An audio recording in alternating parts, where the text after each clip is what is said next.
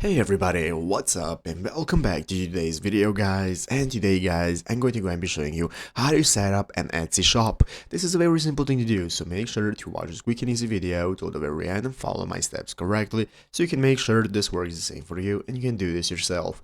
But yeah guys, let's get straight into it. So first things first, we're going to go and be opening up the official Etsy website right here, etsy.com. If you're not already, you want to go ahead and open it up. So once you have opened it up, you'll be greeted by the main page right here. This is going to be the home page where we can get started logging in. So what you want to do first is in the upper right corner, get started signing up for an account if you do not already have one. If you already have an account, you can just go ahead and log in normally. So once you're logged in, now we can get started. This is going to be our home page from where we can get started managing all the products that we can buy. We can go ahead and get started using the search bar and so on. And now we can get started doing and setting up everything that we need. So if you want to go ahead and set up your store, what you want to do is look right here at the top of the screen. To start setting up your store, we're going to be using the shop manager button.